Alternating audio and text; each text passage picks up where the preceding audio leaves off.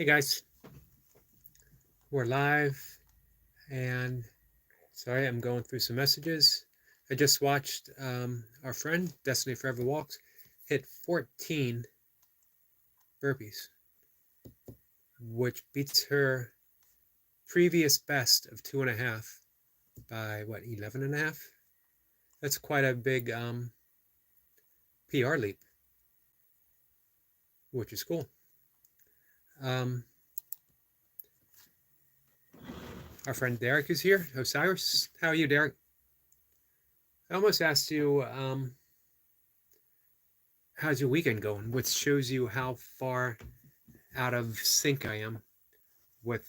It took me a second to for it to dawn on me that it's actually Tuesday, right? Um, my days blend together. I know when it's Navy SEALs Day. I know when it's 6 count day. Um, but the actual day of the week, and I lose track, which isn't good because I continuously forget to put out recycling. Um, so yes, Destiny Forever Walks PhD has just hit 14 burpees. Our friend Odom's Homestead is here. Hey, how are you?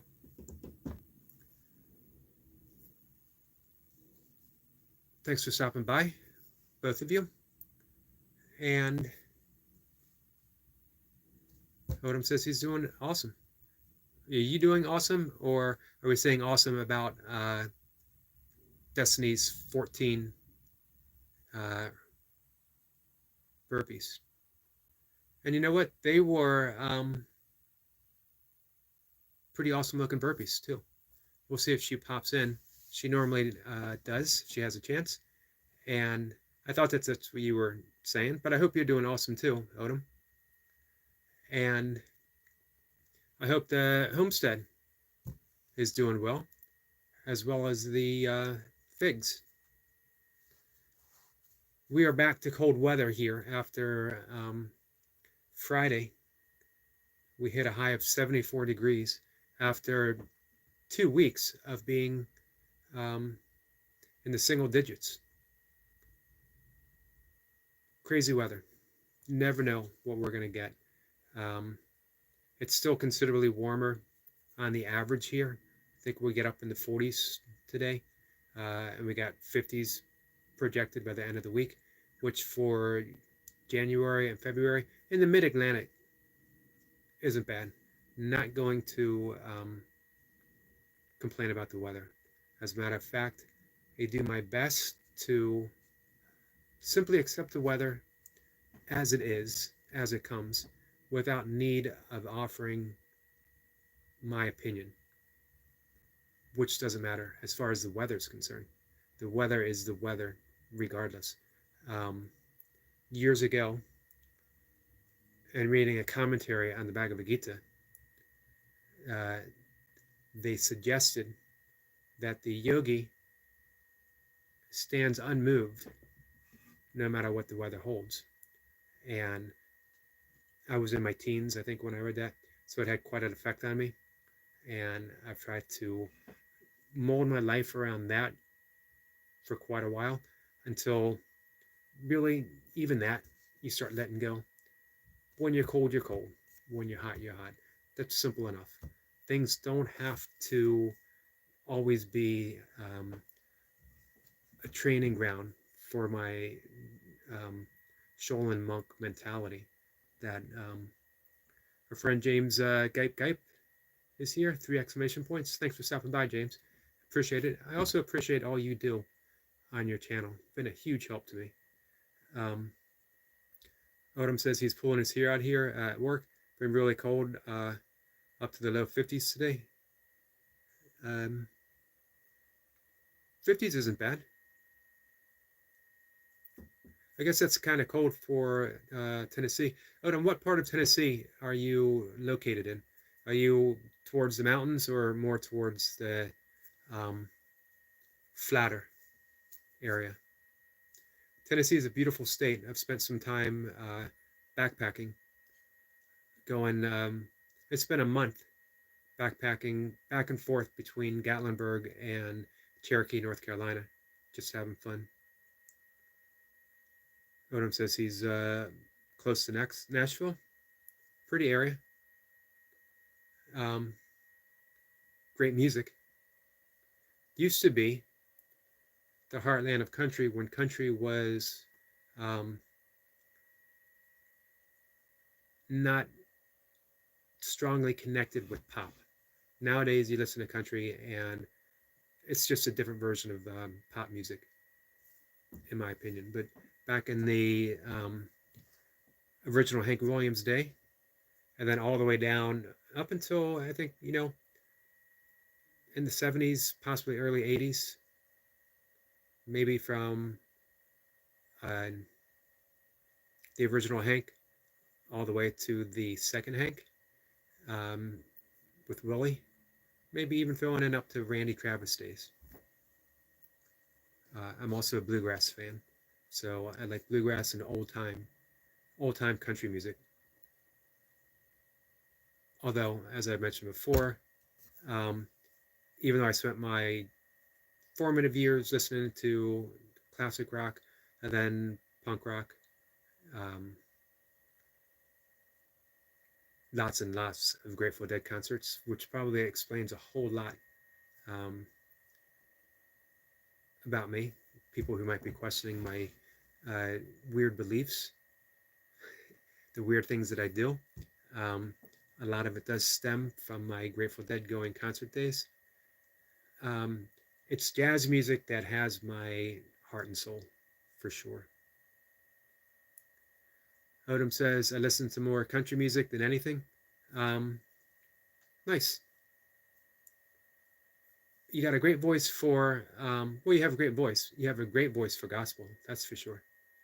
Um, and of course, Tennessee, you're in gospel country as well. Although Elvis was born in Mississippi, he got his start listening to gospel music. I'm an Elvis fan as well. So that's pretty much what I was thinking of when I came here, when I started talking about the weather, at least. And then the thought of those early lessons from the Bhagavad Gita and how a yogi should do things. And at a certain point, as I mentioned, you start letting that stuff go. That you're no longer concerned with what a yogi does or what a yogi doesn't, because life starts arising. You start practicing what Nisargadatta Maharishi called Niskara Yoga, which simply means natural yoga, where everything is spontaneous and creative. You no longer have a outline or plan on how life should be. Life just is, simply is. And you lose that reactionary edge that you've had through life, and you just learn to be responsive. That when things happen, instead of reacting to them, when it's cold, instead of reacting to the cold, when it's hot, instead of reacting to the hot, you start responding to the weather in more of a curious fashion. When things are spontaneous, everything gains that sense of curiosity. It's almost like life is this great, amusing science experiment. You never know what's going to come up. Even when you've seen it 1,000 times before, it's always new. Or as my friend Robert Saltzman, who wrote the 10,000 Things, says that it's all a once upon. No moment has ever happened the way a previous moment has happened before. Everything is completely brand new. And even just getting a hint of that, everything changes in life. Because even your sadness, even your sorrow, for one, you know no matter what, no matter how much it stings, no matter how deep that pain hurts, you also know that it's not here forever. It might feel like it, but it isn't. Everything is already changing, even in this moment. Nothing from the past is here in the present. It's impossible. It can't be. So even your sorrow, even your pain, it's brand new. And when you explore it, you see that it isn't a solid thing. It isn't an entity. It's a fluctuation. It's influx. And that allows you to find a certain amount of joy even within the sadness. When my father passed away that night, and I sat with him until it was the hospice people came and they took his body. And then I sat alone in the house, knowing that he was gone, knowing his presence was still here, and knowing that it was at once, both, and that it would always be. Didn't take the sting out of it. Still hurt, still cried, and I still do. And it's been 2 years. But you just allow those things to be. And once it doesn't have that label anymore, those paradoxes are accepted. Things are allowed to be as they are. It's been, I think my father's death was a catalyst for me. It took me out of the realm of theories that practicing yoga, practicing meditation, practicing my breath work, all had a profound effect on me through my whole life. And they all helped me manage through some difficulties, to get through my divorce, to get through being a caregiver with my father, for my father and I, for my mother's slow decline with Alzheimer's. Devastating disease where you're losing someone on a daily basis. My dad's death was, he was 93, and he was fine on his 93rd birthday, which is coming up in less than a month now.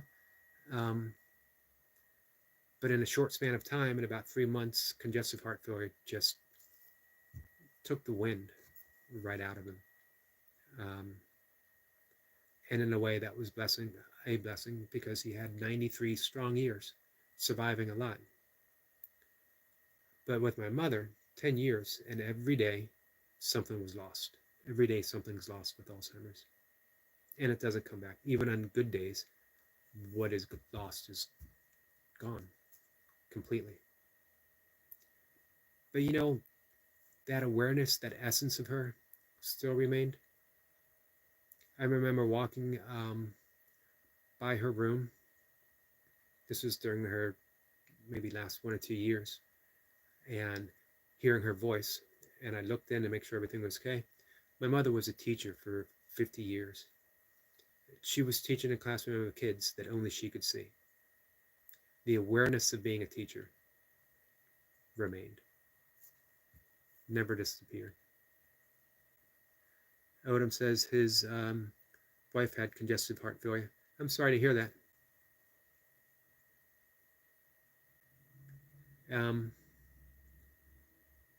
I know people who have managed congestive heart failure. My dad did. He was probably diagnosed with it in his early 80s, and he changed his diet. But for whatever reason, when, I guess age, things just accelerated. Osiris says his grandmother did too. I'm sorry to hear that.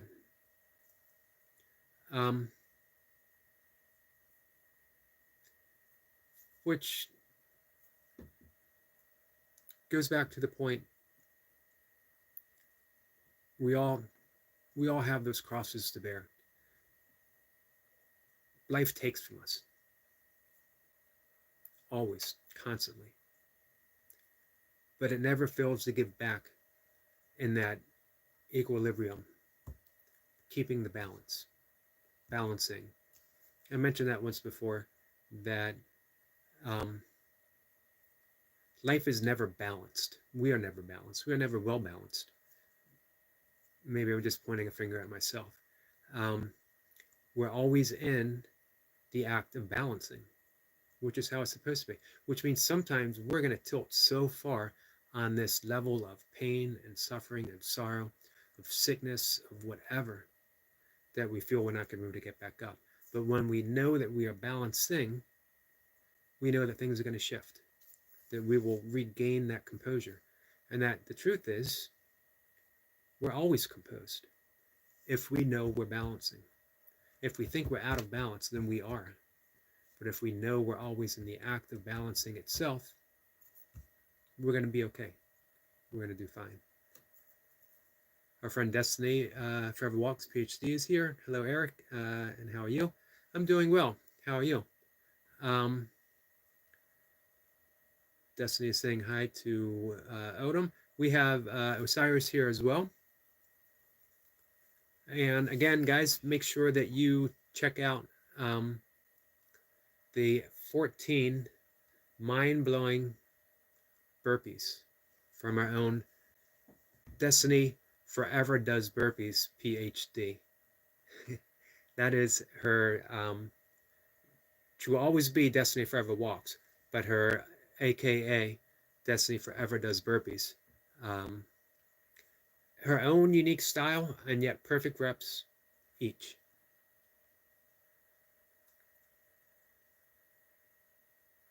And we got congratulations going around. Well-deserved congratulations. 14 burpees is no easy feat for someone just doing burpees for the first, second time.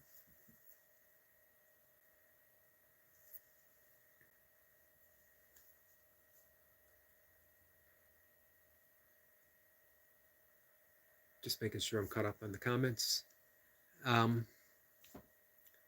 So, as I was saying, I think my father's death was a catalyst. Everything else was a learning process to bring me to that point of sitting in the room where my father passed away, hours after he was gone, hours after his body was taken away, feeling sad, beyond sad, feeling devastated. Not only had I lost my father, I was a caregiver for his caregiver since my divorce for half a decade or so. So what's a caregiver to do when he has no one to care for? So there was that sense of loss of identity, the sense of loss of the most formative person in my life. And in that moment, I also realized that I was completely free. Not free from anything, just free. There's a big difference. Being free from something almost negates that which you believe held you. Being free from caring for my father, of course not. Being free from being a caregiver, no. What I realized was I will always be a caregiver because I care. Just the object is gone. Now I'm free to care for everyone, everything, every object. And at the same time, realizing that sense of freedom, it's a little scary. Destiny says, Eric, did you see that? I tried. You did more than try. You did. I had to do it because I put my word out there to Lewis that I was going to do 3 burpees the past weekend. I've really tried my best. You did. Your best was simply the best. Your best was awesome. I'm quoting Tina Turner. It was simply the best.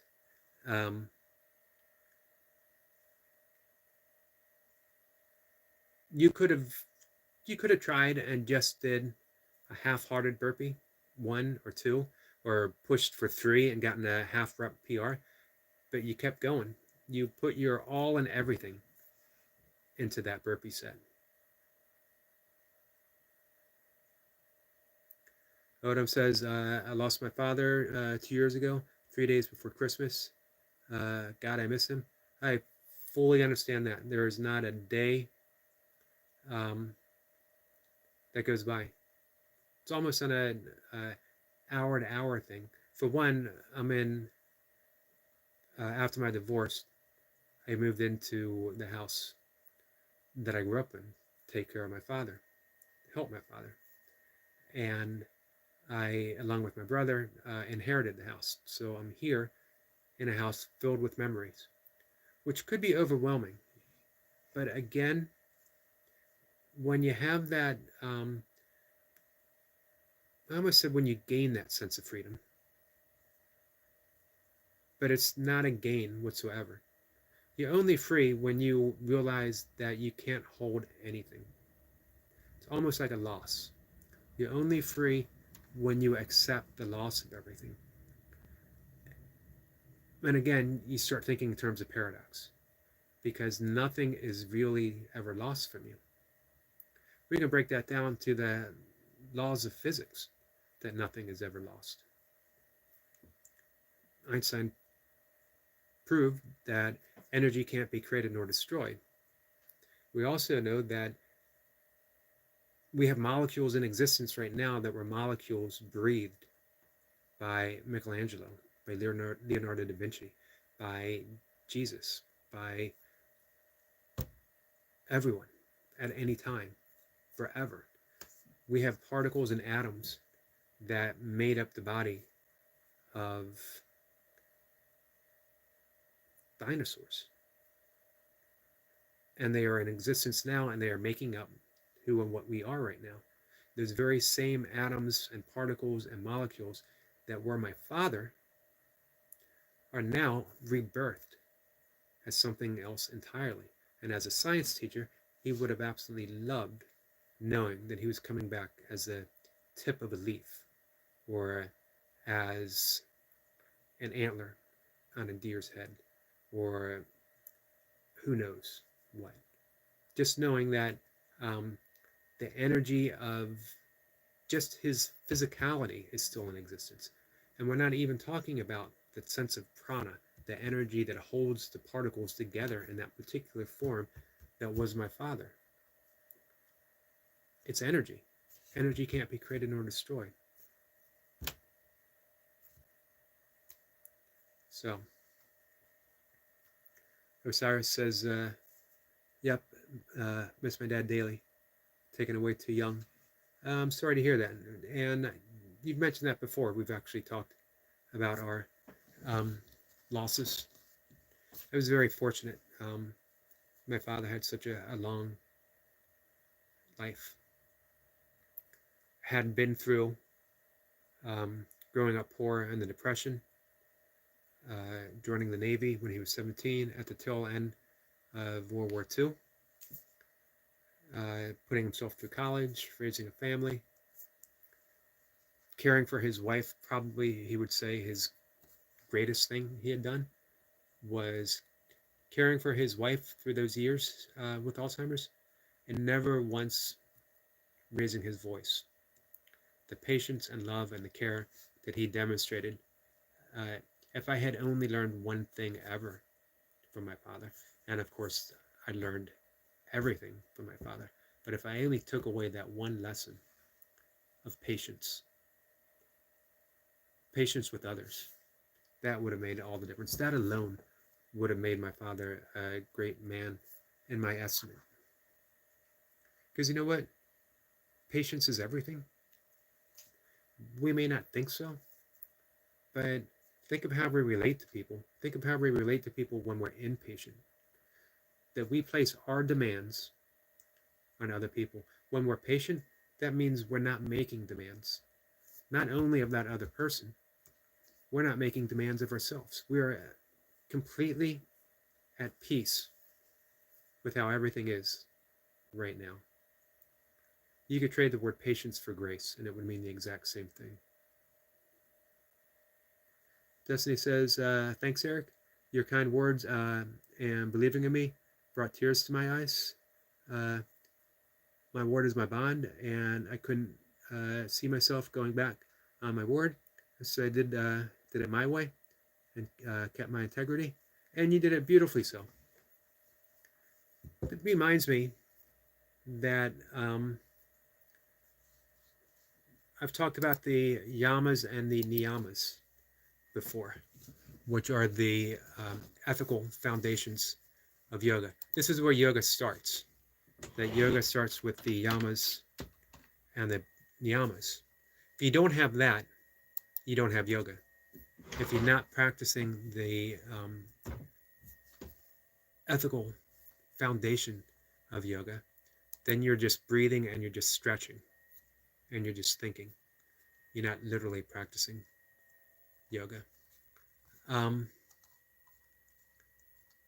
So the second yama, satya, truthfulness, very important because it demonstrates exactly what Destiny just said. Her word is her bond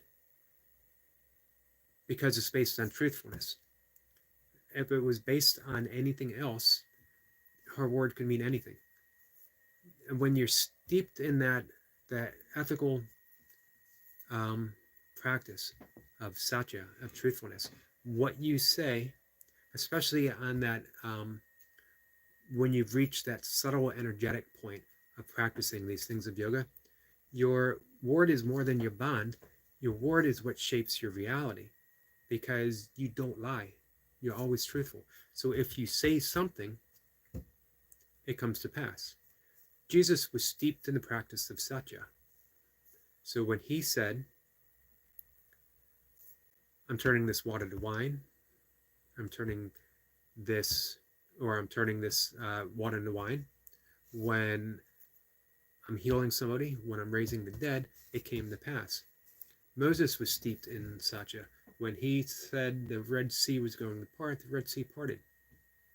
Every miracle simply occurred because they were based in satya. The laws of reality aren't broken by that. They're responding to the truthfulness of reality. And people could say, well, how can that be? Or, what if the person practicing satya lies? Well, then he's not practicing satya. So there's the rub. There's how it all fits in together. It is the same, I talk quite a bit of ahimsa, the first yama, which is non-harm. And when someone is steeped in the practice of non-harming, violence doesn't touch him. It's impossible. We've seen that in some cases, and we've seen other people who practice ahimsa who have fallen. Martin Luther King, Gandhi, all fell from an assassin's bullet. How could they hit that point if they were practicing non-harm? It's levels of, it's when we go beyond practicing. It's when you reach that point of subtle energy, when it becomes an actuality. Destiny is asking how the garden is for Odom. There's only one garden, so I could have just said Destiny is asking how the garden is, and we all would have known that it is the beautiful garden of Odom's homestead. Destiny saying, Osiris, I saw you last night grinding it out. You did super amazing, as Osiris always does.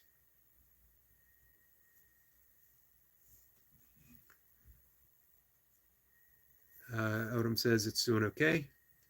Just about to start sowing my spring seeds inside. It's amazing when we think what goes in with gardening. It's not a seasonal thing. It's an all year thing. Of course, each season holds a particular action.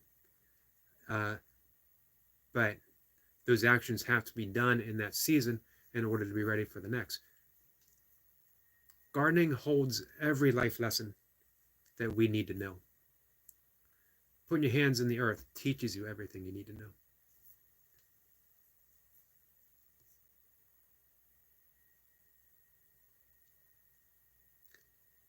Odom is saying that it will be about 8 to 10 more weeks before I can plant outside.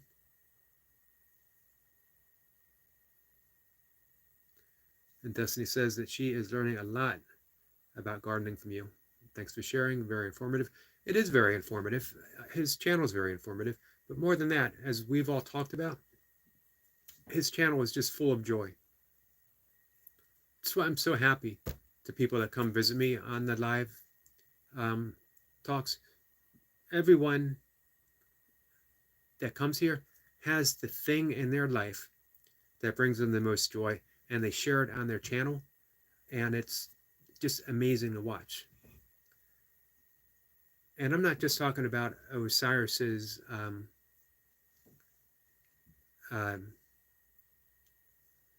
workouts when he's with the crew, when he's in the parking lot. More than that, I think you see a lot of hard work, a lot of effort, a lot of reps, a lot of weight in those sessions. But to catch a true glimpse of Osiris, in my opinion, is when he shares his walks. Because then you're seeing someone, you can't love nature and be separate from it. Then you're just appreciating nature, and you can do that watching TV. When you really love nature, you know that it's your essentialness. It's who and what you are. You're not apart from the landscape, that the witness collapses into the witnessed, that the observer collapses into observed. So when Derek is hiking, it's not someone who is challenging themselves against the landscape, although that happens, I'm sure. It's someone who is in the process of realization of being the landscape itself. And then, of course, I've talked about watching Destiny dance and Odom, not just the joy of gardening itself, but to the point of it fills him up that he can't help but sing. So I consider myself a very fortunate person to have you guys show up here on my live session and to be able to watch you guys do what you do. It makes it, that's what makes it a community. We could watch each other's channel all we want. That's nice, and I appreciate subscribers, but to make it a community is when you're sharing that stuff. That's cool. That's the cool stuff.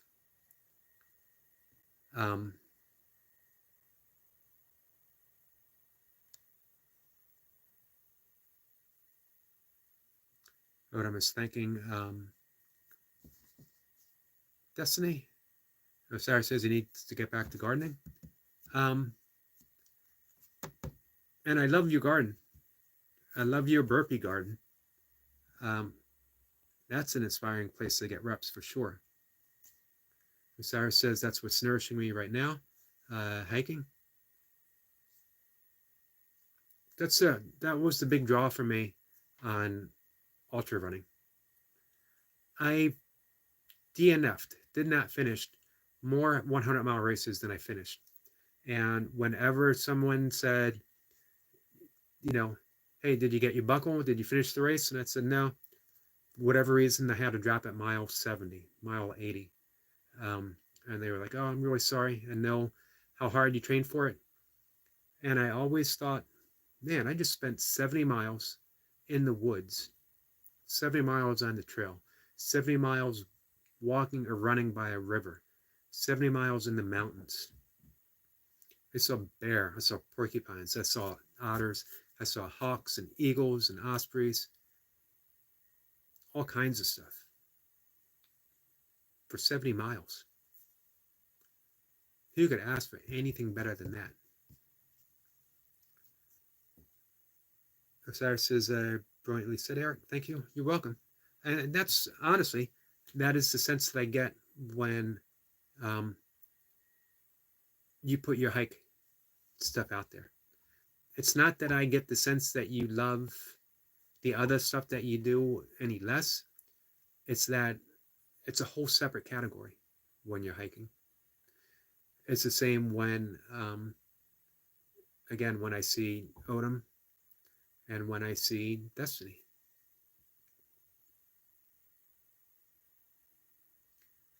Uh, Destiny says, Eric, did you have a specific talk?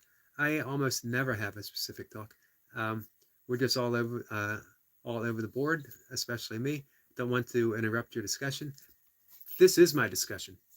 Um, when the conversation takes the turn of all of us talking about the things that we love, why we love it, or when we're talking about, as we were previously, the things that we've lost or that we feel we've lost, you know, that's what we're supposed to be talking about. Uh, and I'm happy, absolutely happy to keep talking about it as well. Osiris says 70 miles of joy. Exactly. Um, and not only that, I got to do the stuff that I loved in training to continue to do the stuff I love in a race. It was for me, it was perfect.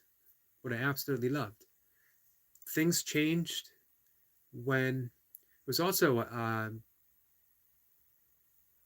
directly responsible for, after my divorce, of keeping Mocha and I together as we raced. We put in countless miles. We trained together. Um, it was a celebration that, although the title of our relationship changed, um, the quality of our relationship only deepened because of that. So things did change, though, slightly before COVID, but COVID seemed to put that final COVID and then my dad's ill health sort of drained the not not the joy, but the draw of being in crowds. That I think if I get back to the trails, it's going to be something like fast packing, where it's just you and maybe one or two other people, and you are on a specific trail. Sometimes you run, sometimes you walk, you just travel. And it's no longer a race. You're no longer interested in getting from point A to point B. You are interested in the travel itself. It's the almost the Tao of ultra running, which, by the way, a shameless plug. Um, I do have a book on Amazon called The Tao of Travel, which is sort of a reinterpretation of Tao Te Ching for those who like to run or walk very long distances. I think that was my uh, last book I wrote, or my second to last book that I wrote 2 or 3 years ago. I write every day, and sometimes every couple of years I gather the stuff from my blog and I put it together in a book form that I self-publish. Um, I haven't done it for a while. Haven't really felt the urge to, although um, it was Destiny who urged me to do shorts. And I thought, I could do training shorts, um, although I don't actually know how to do a short from an existing video. Um, but I do know how to push the button on my cell phone that says make a short. So I do. And I just got the urge to share my writing. And that's been what I've been putting out. Some of it old stuff that I wrote, some of it present that I just wrote that day or the day before. Um, Whatever pops up. Sometimes it'll pop up on like a Facebook memory, and um, I'll go ahead and read that. And I've been enjoying that. Just sharing what I love about writing, keeping a blog. It's writing early in the morning. It's not confined to any topic. I'm not a meditation writer, although I write about meditation. I am not a yoga writer, although I write about yoga. I'm not a nature writer, although I absolutely love writing about nature, specifically in terms of shamanic um, participation with nature, of not just being someone who appreciates nature, but someone who, um, certain points, everything drops away, and you're just in direct participation with nature itself. As I was mentioning with Derek and his hiking, it's when the shamanic seeing is when you see a deer, but you're no longer the observer of a deer. You realize that the deer being observed, you being the observer, the act of observation itself, everything depends upon the other. Without any of that, nothing in this moment would exist. And that it is all there in this seamless, blended quality of isness, to steal a term from Richard Bach. The isness of the moment, the great isness itself. Qualia, which is the philosophical term of that suchness, as the Buddhists would say, of the experience itself. Everything belongs, everything has to be there. That if I hadn't come along as the observer, this moment with the deer wouldn't exist. If the deer hadn't been there as the observed, I wouldn't be there as an observer. That the reality of all of those identities only means something when all of it's in place. Destiny says, I love your writing, Schwartz. Thank you. The knowledge and readings are so powerful and self-healing. I appreciate hearing that. The suggestion from Mocha was not to read from the screen, but I don't have anything I write memorized, and I'm offered reading things that I wrote a decade ago. So I don't know any other way of doing it than looking at the screen. I'm going for that staring into the far off quality, but everyone knows that I'm reading from a screen, which is okay. The important thing for me is to be authentic in what I'm reading, authentic in the reading itself, authentic in my awkwardness, just being me and being absolutely okay, however that shows up, however that appears. That's why, Destiny, when you and I and Odom had the conversation about people not liking his singing, and both you and I were both struck. How could someone not love hearing another person sing? Because he sings, his singing is so genuine and so authentically Odom. You gotta appreciate it. I don't see how it just doesn't hit you right in the heart with that appreciation. And I hope my writing and even my awkward reading of my writing might have that same effect. Somewhat, somehow, possibly. It's my hope. It's why I put it out there.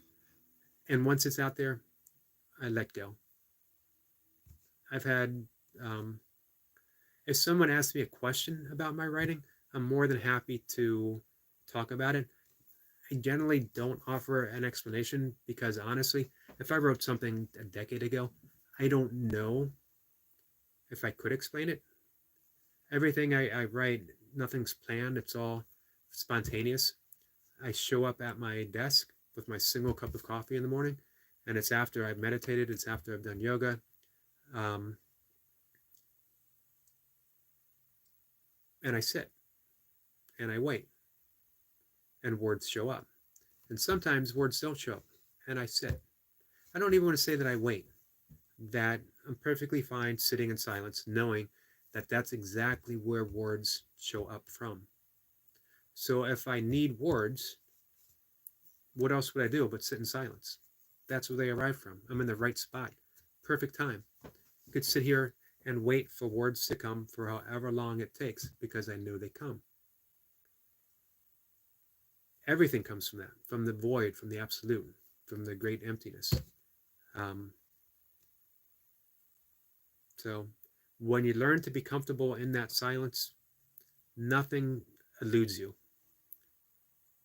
It's all right there. You are in the primordial essence of existence. Everything comes directly from there. So, all right, guys, it's coming on 2 o'clock. It's about time. Speaking of meditation, it is time for my second and last meditation for the day. And I'll see everyone later. I almost wish this, again, I mentioned this at the beginning to Osiris. I almost wish everyone a happy weekend. Enjoy your weekend. And then again, it dawned on me that today is Tuesday. I need to get back into the swing of things, guys. Maybe become more of a direct participant with that aspect of life, the day by day. Maybe actually buy a newspaper and see what's going on in the world. Although there was good reason that I retreated somewhat.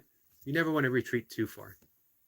You never want to get to the point where you lose interest in how life is affecting others and not taking a direct interest in how you might be able to do something, even if it's just putting a good word out there, even if it's just doing something that alleviates the suffering of others in just a little bit. And I do my best when I'm on YouTube, seeing who comes up on my channel that maybe I can offer that just a little bit. Maybe some people just starting out in burpees. My favorite thing is finding people making music in their basement or in their kitchen. Or there was one guy doing videos in his bathtub of him singing original songs and covers, and then just supporting their channel. Absolutely. If I never posted a thing on YouTube ever again, offering my support to people on YouTube has been one of the biggest joys and blessings in my life.